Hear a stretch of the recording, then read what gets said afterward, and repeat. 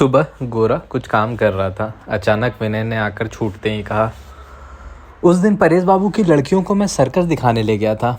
लिखते लिखते गोरा ने कहा, मैंने सुना गोरा अविनाश से, उस दिन वह भी सर्कस देखने गया था।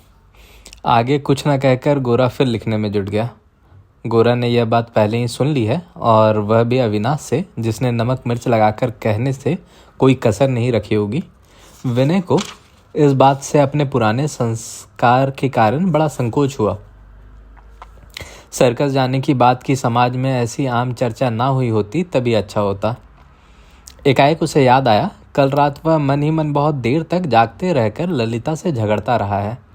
ललिता समझती है वह गोरा से डरता है, और बच्चे जैसे मास्टर को मानते हैं वैसे ही वह गोरा को मानकर चलता है। कोई किसी को क्या इतना गलत समझ सकता है? गोरा और वह तो एक आत्मा है। वह ठीक है कि गोरा की असाधारणता के कारण उसकी गोरा पर श्रद्धा भी है, लेकिन इसी से ललिता का ऐसा सोच लेना गोरा के साथ तो अन्याय है ही, विनय के साथ भी है। विनय बच्चा नहीं है, ना ही गोरा उसका अभिभावक है। चुपचाप गोरा लिखता रहा, और ललिता के वही 2-3 तीखे प्रश्न बार बार विनय को याद आने लगे। आसानी से विनय उन्हें मन से ना हटा सका। अचानक विनय के भीतर एक विद्रोह ने सिर उठाया। सर्कस देखने गया तो क्या हुआ? कौन होता है अविनाश इस बात की गोरा से चर्चा करने वाला? और गोरा भी क्यों मेरे काम के बारे में उस वाचाल से बातचीत करने गया? मैं क्या गोरा का नज़रबंद हूँ? मैं कहाँ आता जाता हूँ गोरा के सामने, क्या इसका भी जवाब देना होगा? यह तो दोस्ती का अपमान है। विनय को गोरा और अविनाश पर इतना गुस्सा ना आया होता यदि अपनी भीरुता सहसा उसके सामने इतने स्पष्ट रूप से प्रकट ना हो गई होती। वह जो थोड़ी देर के लिए भी कोई बात गोरा से छिपाने के लिए मजबूर हुआ, इसके लिए वह आज मन ही मन मानो गोरा को ही अपराधी ठहराना चाहता है। सर्कस जाने की बात को लेकर अगर गोरा विनय से झगड़े की 2-1 बातें कहता तो भी उनकी दोस्ती की एकलयता बनी रहती और विनय को तसल्ली होती। लेकिन गोरा इतना गंभीर होकर विचारमग्न बना बैठा है और अपनी चुप्पी से उसका अपमान कर रहा है। यह देखकर ललिता की बात की चुभन उसे फिर से बींधने लगी। इसी समय वहां हाथ में हुक्का लिए महीम ने कमरे में प्रवेश किया। डिब्बे में बंद गीले कपड़े के भीतर से निकालकर एक पान विनय के हाथ में देते हुए बोले, भाई विनय, इधर तो सब ठीक हो गया। अब तो तुम्हारे काका महाशय की एक चिट्ठी आ जाए तो निश्चिंत हो सके। तुमने उन्हें लिख तो दिया है ना? विनय को विवाह का यह आग्रह आज बहुत बुरा लगा। यद्यपि वह जानता था कि महीम का कोई दोष नहीं है, उन्हें तो वचन दिया जा चुका है, किंतु उस वचन देने में एक हीनता सी उसे जान पड़ी। आनंदमयी ने तो उसे इस एक प्रकार से मना ही किया था। इस विवाह के मामले में उसका अपना कोई भी आकर्षण नहीं था। हड़बड़ी में क्षण भर में ही यह बात कैसे पक्की हो गई, यह भी नहीं कहा जा सकता कि गोरा ने कोई जल्दी की थी। अगर विनय ने कुछ आपत्ति की होती तब भी गोरा उस पर दबाव डालता ही, ऐसी बात भी नहीं थी। लेकिन फिर भी को लेकर ही ललिता की बात उसे सालने लगी। कोई विशेष घटना उस दिन नहीं हुई थी, किंतु जो हुआ उसके पीछे अनेक दिनों का शासन था। विनय केवल अपने स्नेह के कारण और नितांत भल मनसाहत के कारण गोरा के आधिपत्य को सहते रहने का आदी हो गया है। इसलिए प्रभुत्व का यह संबंध बंधुत्व के सिर पर चढ़ बैठा है। इतने दिन विनय ने इसको महसूस नहीं किया, किंतु अब इसे स्वीकार किए बिना नहीं चलेगा। तो क्या शशिमुखी से विवाह करना ही होगा? विनय ने कहा, नहीं, अभी काका को तो नहीं लिखा। महीम बोले, यह मेरी ही गलती है। यह चिट्ठी तुम्हारे लिखने की तो चीज़ नहीं है, वह मैं ही लिखूंगा। उनका पूरा नाम क्या है, जरा बताना। विनय ने कहा, आप क्यों चिंता करते हैं? आश्विन कार्तिक में जो विवाह हो ही नहीं सकता, एक अगहन है, लेकिन उसमें भी मुश्किल है। हमारे परिवार के इतिहास में ना जाने कब किसके साथ कौन सी दुर्घटना अगहन के महीने में घटी थी, तब से हमारे वंश में अगहन में विवाह आदि शुभ कर्म बंद है। हुक्का कमरे के कोने में दीवार के साथ टेक कर महीम ने कहा, विनय, तुम लोग भी यह सब जानते मानते हो तो सारी लिखाई पढ़ाई क्या किताबों को रटते रटते मर जाना ही है? इस कमबख्त देश में अव्वल तो वैसे ही शुभ दिन ढूंढे नहीं मिलता, उस पर अगर हर घर अपना निजी पोथी पत्र लेकर बैठ जाएगा तो काम कैसे चलेगा? विनय ने कहा, फिर आप भाद्र आश्विन महीने भी क्यों मानते हैं? महिम बोले, मैं कहाँ मानता हूँ, कभी नहीं मानता। लेकिन क्या करूँ भैया, इस देश में एक बार भगवान को माने बिना मज़े में चला जा सकता है, लेकिन भाद्र आश्विन बृहस्पति शनि तिथि नक्षत्र माने बिना कोई गति नहीं है। फिर यह भी कहूँ कि कहने को तो मैंने कह दिया कि नहीं मानता, लेकिन काम करने के समय तिथि मुहूर्त इधर उधर होने से मन प्रसन्न नहीं रहता। देश की हवा में जैसे मलेरिया होता है वैसे ही इसका भय भी होता है, उससे ऊपर नहीं उठा जा सकता। विनय, हमारे वंश में अगहन का दोष भी किसी तरह नहीं मिटता। काकी माँ तो किसी तरह राजी नहीं होगी। इस तरह उस दिन तो विनय ने जैसे तैसे करके बात टाल दी। विनय के बात करने के ढंग से गोरा ने यह समझ लिया कि विनय के मन में एक दुविधा बस गई है। कुछ दिनों से उसकी विनय से भेंट भी नहीं हो रही थी। इससे ही गोरा ने समझ लिया था कि परेश बाबू के घर में विनय का आना जाना और भी बढ़ गया है। 30 पर आज के इस विवाह प्रस्ताव को टालने की कोशिश से गोरा के मन में और भी संदेह हुआ। सांप जैसे किसी को निगलना शुरू करने पर उसे किसी तरह छोड़ ही नहीं सकता, मानो गोरा भी उसी तरह अपने किसी भी संकल्प को छोड़ देने या उससे जरा भी परिवर्तन करने में असमर्थ था। दूसरी ओर से किसी तरह की बाधा अथवा शिथिलता आने पर वह और भी हट पकड़ लेता था। दुविधा में पड़े हुए विनय को जकड़ कर रखने के लिए गोरा पूरे अंतःकरण से उतावला हो उठा। लिखना छोड़ मुंह उठाकर उसने कहा, विनय, जब एक बार तुमने दादा को वचन दे दिया है तब अनिश्चय में रखकर क्यों व्यर्थ दुख देते हो? सहसा विनय ने बिगड़ कर कहा, मैंने वचन दिया है या कि मुझे हड़बड़ाकर जल्दी में मुझसे वचन ले लिया गया है? विनय की इस अचानक विद्रोह को देखकर गोरा विस्मित हो गया। कड़ा पड़ते हुए उसने पूछा, तुमसे किसने वचन ले लिया है? विनय ने कहा, तुमने। गोरा, मैंने? इस बारे में मेरी तुमसे 2-4 बात से अधिक नहीं हुई, यही क्या जबरदस्ती वचन ले लेना हो गया? विनय के पक्ष में प्रमाण वास्तव में कुछ खास नहीं था। गोरा का कहना सच ही था कि उसकी बातचीत बहुत थोड़ी ही हुई थी और उसमें ऐसा कोई बहुत आग्रह भी नहीं था जिसे कि दबाव डालना कहा जा सके। फिर भी यह बात भी सच थी कि अप्रकटतः विनय से गोरा ही ने उसकी सम्मति जबरदस्ती ले ली थी। जिस अभियोग का प्रमाण जितना कम होता है उसे लगाने वाले का क्रोध उतना ही अधिक होता है। तभी विनय ने कुछ असंगत क्रोध से कहा, कहलवा लेने के लिए अधिक बातचीत करना जरूरी तो नहीं है? मेज छोड़कर गोरा उठ खड़ा हुआ और बोला, तो ले जाओ अपनी सम्मति वापस। यह कोई इतनी बड़ी या मूल्यवान बात नहीं है कि इसके लिए तुमसे भीख मांगी जाए या जबरदस्ती की जाए। महिम साथ में कमरे में ही थे। वज्र स्वर में गोरा ने उन्हें पुकारा, दादा। हड़बड़ाकर कमरे में आते महिम से गोरा ने कहा, दादा, मैंने क्या आपको शुरू में ही नहीं कहा था कि शशिमुखी के साथ विनय का विवाह नहीं हो सकता? इसमें मेरी राय नहीं है। महिम, जरूर कहा था, ऐसी बात तुम्हारे सिवा और कौन कह सकता था? कोई और भाई होता तो भतीजे के विवाह की बात के शुरू में ही उत्साह दिखाता। गोरा, फिर क्यों मेरे द्वारा अपने विनय से अनुरोध करवाया? महिम, यही सोचकर कि इससे काम हो सकेगा और तो कोई कारण नहीं है। गोरा का मुंह लाल हो गया। वह बोला, मैं इस सब में नहीं पड़ता। ब्याह ठीक करना मेरा धंधा नहीं है, मेरा अन्य काम है।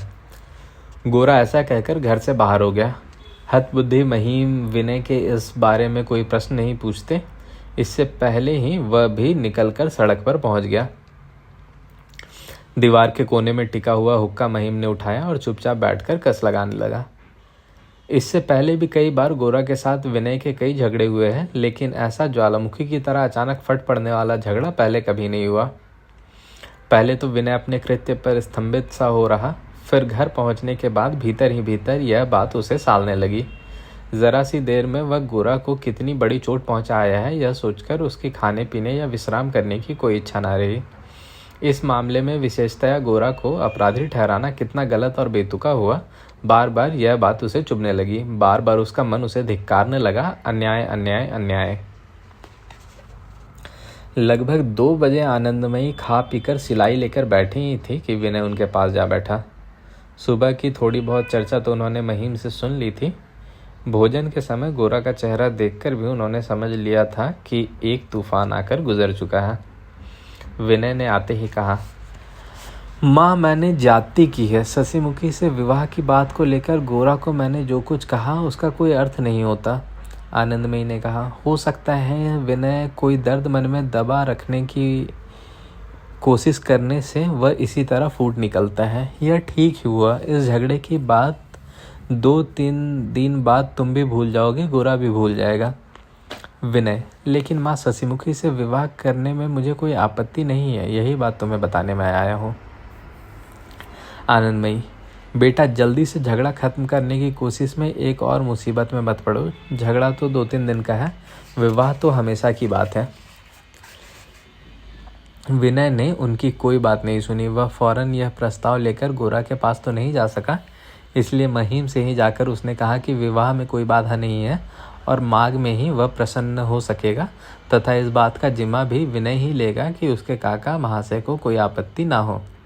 महिम बोले, तो फिर सगाई हो जाए ना। विनय ने कहा, ठीक है, वह आप गोरा से सलाह करके कर लीजिए। घबराकर महिम ने कहा, फिर गोरा से सलाह?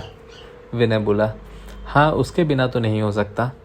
महिम बोले, यदि नहीं हो सकता तब तो कोई उपाय नहीं है। लेकिन कहते कहते झट उन्होंने एक पान उठाकर मुंह में रख लिया। उस दिन महिम ने गोरा से कुछ नहीं कहा, किंतु अगले दिन उसके कमरे में गए। उन्होंने सोचा था कि फिर से गोरा को राजी करने के लिए लंबी भगदड़ करनी होगी, पर जब उन्होंने आकर बताया कि कल दोपहर विनय ने आकर विवाह के बारे में पक्का वचन दे दिया है और सगाई के बारे में भी गोरा की सलाह लेने को कहा है, तब तुरंत गोरा ने अपनी राय जाहिर कर दी, ठीक है, तो सगाई हो जाए। अचरज से महिम ने कहा, अभी तो ठीक है कह रहे हो, इसके बाद फिर तो टांग नहीं अड़ाओगे? गोरा ने कहा, मैंने बाधा देकर टांग नहीं अड़ाई, अनुरोध करके ही अड़ाई थी। महिम, इसलिए तुमसे मेरी यही प्रार्थना है कि तुम बाधा भी ना देना और अनुरोध भी मत करना।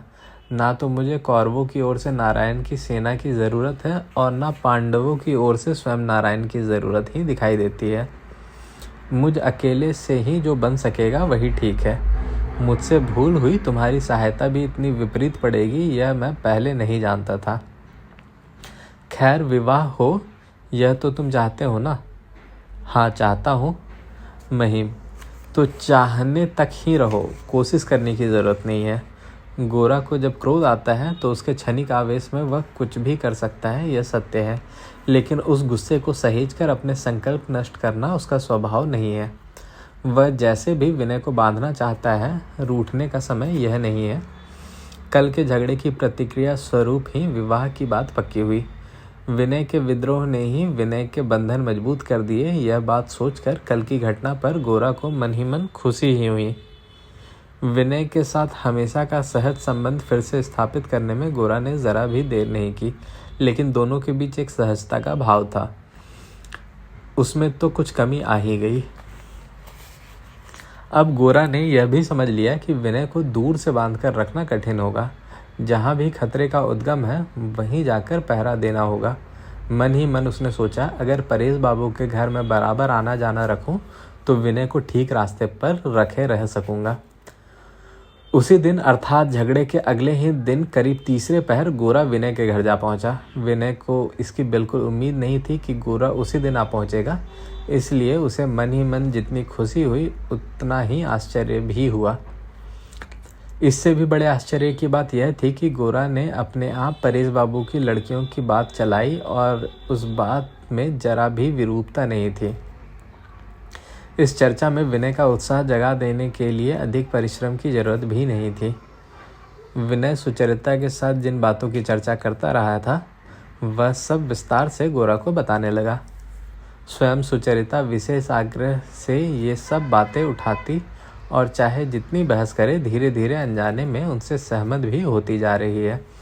यह बात गोरा को बताकर विनय ने उसे उत्साहित करने की कोशिश की। विनय ने बातों बातों में कहा, नंद की माँ ने ओझा को बुलाकर भूत के भ्रम में कैसे नंद के प्राण ले लिए और इस विषय में तुम्हारे साथ क्या बात हुई थी।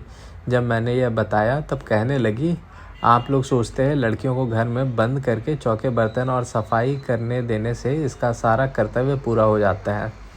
एक और तो ऐसा करके उसकी समझ बूझ सब चौपट करके रख देंगे।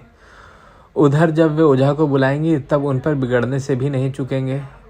जिनके लिए सारी दुनिया अड़ोस पड़ोस के एक दो घरों तक ही सीमित है, वे कभी संपूर्ण मानव नहीं हो सकती।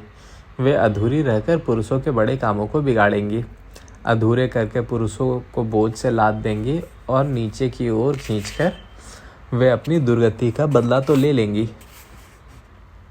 आप ही ने नंद की माँ को ऐसा बनाया है और ऐसी जगह घेर कर रखा है कि आज आप जान लगाकर भी उसे सद्बुद्धि देना चाहे तो वह उस तक पहुँचेगी ही नहीं।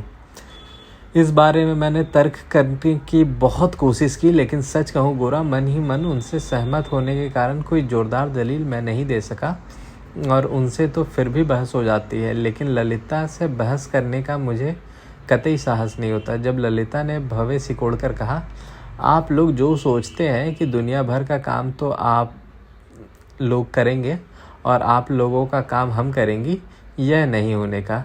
या तो हम भी दुनिया का काम संभालेंगी, नहीं तो बोझ होकर रह जाएंगी। हम बोझ होंगी तो फिर आप बिगड़ कर कहेंगे पथे नारी विवर्जिता। आप यदि नारी को भी चलने दें तो फिर उसका विवर्जन करने की ज़रूरत ना होगी, न घर में न पथ पर। तब मुझसे कोई जवाब नहीं बन पड़ा और मैं चुप रह गया। आसानी से कोई बात ललिता नहीं कहती, लेकिन जब कहती है तब बहुत सोच समझकर जवाब देना होता है। तुम चाहे जो कहो गोरा, मुझे पूरा विश्वास हो गया है कि हमारी नारियां अगर चीनी नारियों के पैरों की तरह बांध कर रखी जाएगी तो उससे हमारा कोई काम आगे नहीं बढ़ेगा। गोरा ने कहा, लड़कियों को शिक्षा ना दी जाए यह तो मैंने कभी नहीं कहा। विनय, चारू पाठ तीसरा भाग पढ़ा देने से ही क्या शिक्षा हो जाती है? गोरा, अच्छी बात है, अब से विनय बोध प्रथम भाग पढ़ाया जाएगा। इस प्रकार दोनों मित्रों के घूम फिरकर परेश बाबू की लड़कियों की बात करते करते रात हो गई। अकेले घर लौटते समय ये सब बातें गोरा के मन में घूमती रही। घर पहुंचकर चारपाई पर लेटे लेटे भी जब तक गोरा सो नहीं गया, परेश बाबू की लड़कियों की बात मन से नहीं हटा सका। ऐसी बात गोरा के जीवन में पहले कभी नहीं हुई थी। उसने लड़कियों की बात कभी सोची ही नहीं। आज विनय ने यह प्रमाणित कर दिया कि संसार में यह भी एक सोचने की बात है, इसे यूं ही उड़ाया नहीं जा सकता। या तो इससे समझौता करना होगा या लड़ना होगा।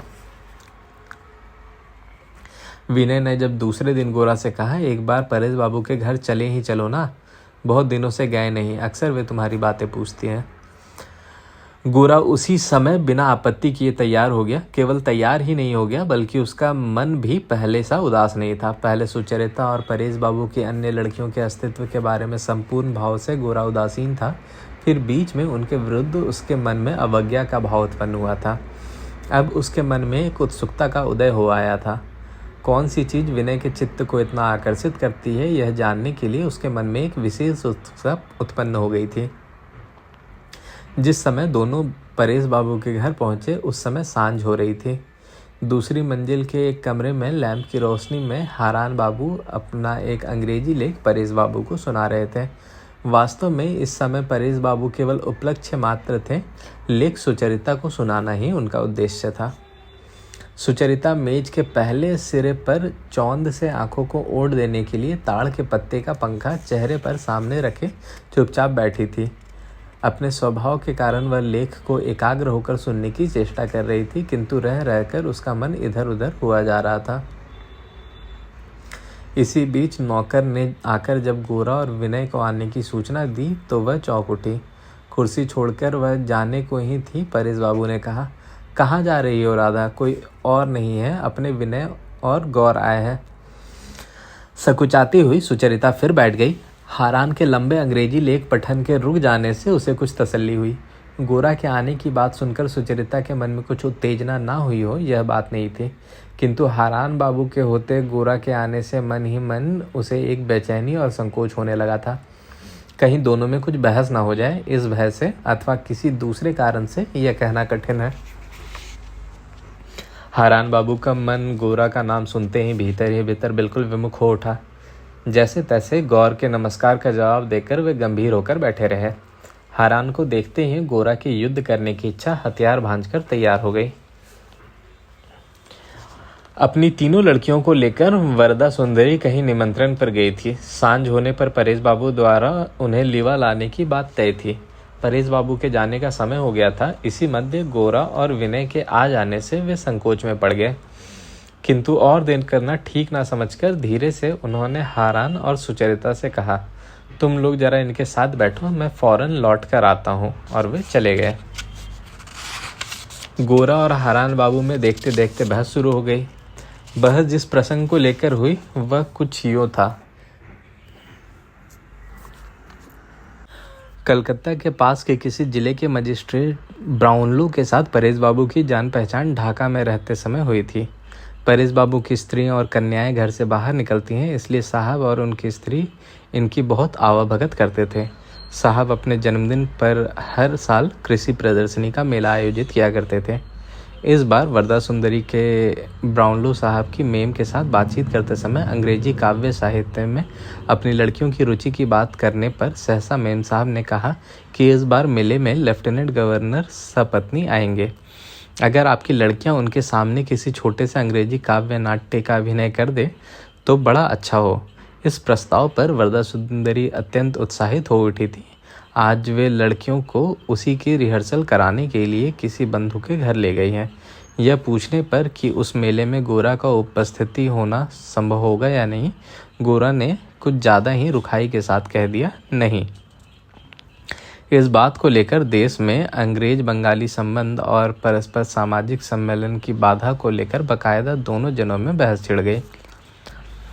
हारान ने कहा, बंगाली का ही दोष है। हमारे यहाँ इतने कुसंस्कार और कुप्रथाएं हैं कि अंग्रेजों से मिलने के योग्य हम हैं ही नहीं। गोरा ने कहा, यदि यही सच्चे हो तो इस अयोग्यता के रहते अंग्रेज से मिलने के लिए ललचाना हमारे लिए लज्जाजनक है। हारान बोले, लेकिन जो योग्य हो गए हैं उनको अंग्रेजों से काफ़ी सम्मान मिलता है, जैसे इन सबको। गोरा, एक आदमी के सम्मान से जहाँ अन्य सबका सम्मान प्रकट होता हो, वहाँ ऐसे सम्मान को मैं अपमान मानता हूँ। हारान बाबू देखते देखते अत्यंत क्रुद्ध हो उठे और गोरा रह रहकर उन्हें वाग्बानों से घायल करने लगा। जब दोनों में इस प्रकार की बहस हो रही थी तब सुचरिता मेज के पास बैठी पंखे की ओट से एकटक गोरा की ओर देख रही थी। जो बातें हो रही थी वे उसके कानों में पड़ जरूर रही थी, लेकिन उसका मन उधर बिल्कुल नहीं थी। वह तो अपलक नेत्रों से गोरा को देख रही थी। उसकी खबर उसे स्वयं होती तो सुचरिता लज्जित हो जाती, किंतु जैसे आत्मविस्मृत होकर ही वह गोरा को देख रही थी। गोरा अपनी दोनों बलिष्ठ भुजाएं मेज पर टेककर थोड़ा आगे झुककर बैठा था। उसके प्रशस्त उज्ज्वल ललाट पर लैंप की रोशनी पड़ रही थी। चेहरे पर कभी अवज्ञा की हंसी, कभी घृणा की छवि लहरा जाती थी। उसके चेहरे की प्रत्येक भावभंगिमा से एक आत्ममर्यादा का गौरव प्रकट होता था। जो कुछ वह कह सका है वह केवल सामयिक बहस या आक्षेप की बात नहीं है। प्रत्येक बात उसके लंबे समय के चिंतन और व्यवहार से असंदिग्ध रूप से सिद्ध हुई है। उसमें किसी प्रकार की दुविधा, दुर्बलता या आकस्मिकता नहीं है। यह मात्र उसकी आवाज़ से ही नहीं, उसके चेहरे और उसके समूचे शरीर के दृढ़ भाव से प्रकट हो रहा था। सुचरिता विस्मित होकर गोरा को देखने लगी। अपने जीवन में इतने दिनों बाद जैसे यही पहले पहल उसने किसी को एक विशेष व्यक्ति, एक विशेष पुरुष के रूप में देखा। उस व्यक्ति को वह और 10 लोगों से मिलाकर ना देख सकी। ऐसे गोरा के विरुद्ध खड़े होकर हारान बाबू मानो तुच्छ हो गए।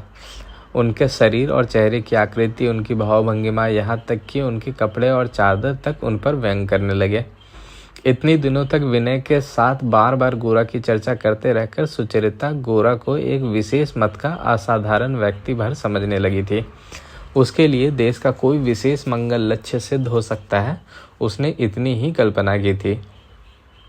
आज एकटक उसके चेहरे की ओर देखते देखते सुचरिता ने गोरा को जैसे सभी दलों, सभी मतों, सभी उद्देश्यों से अलग रखकर केवल गोरा के रूप में देखा। जैसे चांद को समुद्र सारे प्रयोजनों और व्यवहारों से परे करके देखकर अकारण ही उद्वेलित हो उठता है। सुचरिता का मन भी आज वैसे ही सब कुछ भूलकर, सारी बुद्धि और संस्कार छोड़कर, अपने सारे जीवन का अतिक्रमण करके मानो चारों ओर अच्छवसित होने लगा। मनुष्य क्या है, मनुष्य की आत्मा क्या है, वह मानो सुचरिता ने पहल देखा है, और इस अपूर्व अनुभूति से वह जैसे अपने अस्तित्व को भूल गई। हारान बाबू ने सुचरिता का यह भाव लक्ष्य किया। इससे बहस में उनकी युक्तियों का दम कुछ बढ़ा रही। अंत में अत्यंत अधीर होकर एकाएक आसन छोड़कर वे उठ खड़े हुए और बिल्कुल आत्मीय की तरह सुचरिता को पुकारते हुए बोले, सुचरिता जरा इस कमरे में आओ, तुम्हें एक बात कहनी है। एक बारगी सुचरिता चौंक उठी, जैसे उसे किसी ने पीट दिया हो। हारान बाबू के साथ उसका जैसा संबंध है, उसमें उसे वह कभी इस तरह नहीं बुला सकते, ऐसा नहीं है। कोई दूसरा समय होता तो वह उसकी कुछ परवाह भी न करती, किंतु आज गोरा और विनय के सामने उसने अपने को अपमानित अनुभव किया।